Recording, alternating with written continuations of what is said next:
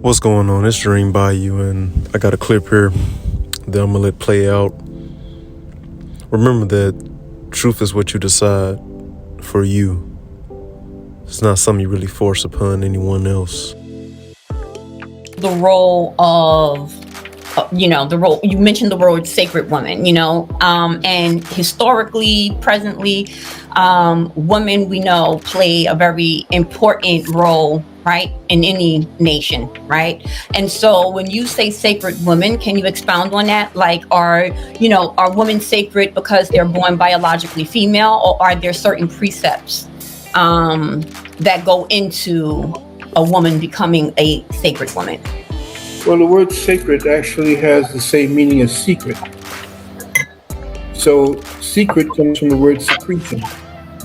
And secretions are what you create within your body in order to elevate your consciousness. And you raise your, what you call kundalini, or the serpentine fire. Well, what a sacred woman is one who understands that there are certain ways that she thinks and behaves that maintains balance within what we call the masculine and feminine principle. Today, the feminine principle is way out of balance at this point, and it's purposely done that way. She's been given a certain amount of power that she was not supposed to inherit, but was told that she could inherit because she could actually be as equal to a man. There's nothing equal that actually moves energy on this planet. There has to be some kind of oppositional force that guides that particular energy forward. So when we began to become equal, that lost, that immediately, they were very smart. The people who studied us are very smart. They know that once you begin to equalize anything, you begin to destroy that particular relationship. Anything that becomes equal essentially becomes obsolete. And that's what they're doing. Isn't that what their plans are? To make sure that nobody's procreating, and that we get rid of at least 2.5 billion people on this planet. Well, they already started it, and I can't talk about it, but they already started about it. And millions of people have already perished. We don't know about that. Now they're getting ready to go to war to kill a couple of more million. So what I'm saying is the sacred woman is a mindset that causes her to elevate and to give more power to the feminine principle that brings balance, nurture, and the one that teaches the child from the beginning, teaches the child language. The child's first knowledge of language comes from the mother. She does that in the womb. She is the wife to the man and support system for the entire society. Today she wants to be the man. She's out of her power.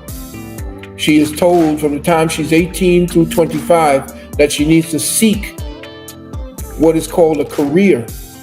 But when you go back to the etymology of the word career, it means combat. So she has left her throne, stepped off of it, and decided to join men as an adversary and not complementary. And so she wants to play football. She wants to box. She wants to do the things that men do. She wants to imitate men, because everything that they're doing, women today are doing, young women today are doing, essentially is imitating the actions of men. Do you think that's an effect of patriarchy? Do you think that's some residual effect of patriarchy? Because it's so what I'm trying to understand, like on a very, like, just on a day-to-day realistic, like, basic principles, is it so simple as saying that a sacred woman is when she's in a role of A, B, C, D, E, F, G, is what I'm trying to understand. Because I think a lot of that are residual effects, right, of a lot of things that have happened over time. Specifically being here in the United States of America, specifically if we're talking about, right? And if I think about even my generation, what you learn, what you sort of absorb as you're growing up as a young woman and as a young girl into your womanhood, into your femininity or what have you, has a lot to do with the teachings, right, of who your big mama is, or who we would say is my grandmother, we called her Nana, for example. And what does that picture look like? Is that something for everyone, right? We have a lot of females out here. We know in terms of like homosexuality or identifying as like a part of the LGBTQIA community.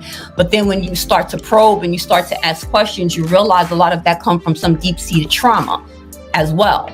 So I guess can you simplify it to just a woman becoming sacred when she's in I'm going to put, say, quote unquote, traditional role, let's say, right? If I'm understanding you correctly, with being the communicator, the language provider, the nurturer, the X, Y, and Z, versus being outside of the home or being in competition with her counterpart. What do you say? First of all, let me place something into the narrative at this point. There's no such thing as a patriarchy or a matriarchy. That's the Europeans' divisive languaging system. Patriarch, you look at the arc, it means something that's above something. Matriarch is something above something. We don't deal with that nonsense. So to even bring that into a conversation where we ourselves as autochthonous peoples talk about what we are as opposition to them, no. If there is a matriarchy or a patriarchy, it's because these are weapons that were introduced into the lexicon of our society and into the consciousness of our society to divide us. That's number one. Number two, as far as the roles that a woman plays, it was not definitive. It was based on her nature. She cannot go into battle. That's why we felt that she was the most precious thing, because of what she had the ability to do. That's number one. Number two, if you were to go to the Zulu, for example, down in the Monomatapan Empire, you as a stranger could not enter into the Skra unless you passed through 3 or 4 layers before you even saw one child or one woman. But she now, because she followed the white woman, the white Khazarian woman, and believed that she has been suppressed and repressed in the whole 9 yards, we never had that conversation when we were fighting this beast.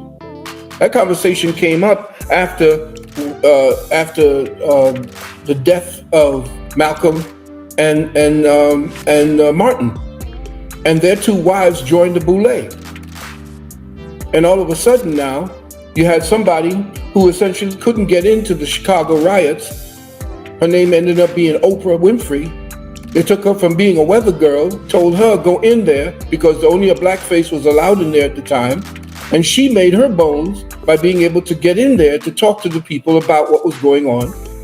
After that, Gloria Steinem and Audre Lorde and the rest of them approached her and said, listen, you're going to be the flagship for the feminist movement in the black community. And between 1990 and 1999, there was a distrust and an attack on everything that was masculine. And anything that was shown masculine that was a male was put down. But everything that was masculine and put into the female was extolled as being brave and independent and the whole 9 yards. Women swallowed that blue pill, that red pill, that blue pill, and they had that choice today. And we essentially are dealing with the afterflow, the afterglow, or the after effects of what they did to destroy the black family. Because guess what? During the time of the so-called civil rights movement, during the time of the Tulsa and the bus boycotts and so forth, we knew who the enemy was, and we were so closely together that when what's her name, Gloria Steinem came in and said, you know, this the way that these black people operate, they're so together. And no matter what kind of arguments they had, when they stood together against the white man, there was man and woman, and they were husband. We had more people married at the time. Today we don't. The court system was set up by the Khazarian mafia so that the woman could definitely get the child. And then they found out, 10 years of research found out that a single mother does not do as well in raising children as a single father. The single father raises the children, and the children turn out to be more balanced, as if they were raised by 2 parents, if they had a single father. And the single mother now put more children and more young men in jail than anything else. They did this purposely because women believed that there was a patriarchy that they had to conquer. And that was the white woman's argument. Her argument was not our argument. And we convinced our black sister that to take on that argument. And so they took the manufacturing jobs away from the brothers and sent it overseas to the poor people and had them doing the job for pennies on the dollar.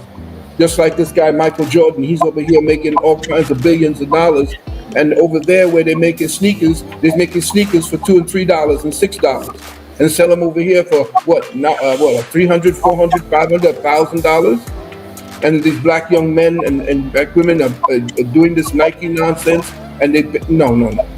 There's no patriarchy.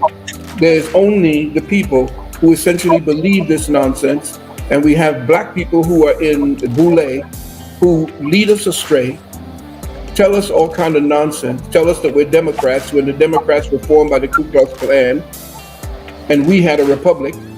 All of this has a lot to do with what happened to us as a family, as a man and a woman. And so when you want to get to understand about what's going on, don't bring in the patriarchy, because as soon as you say the patriarchy, then you're bringing in Gloria Steinem, and you're bringing in every one of those Khazarian mafia women who actually created feminism, and Rockefeller funded them. Rockefeller funded Ms. Magazine. So understand that every time you use that lexicon, then you're bringing in the white woman into our arguments. And Okay, I'll respectfully disagree with that.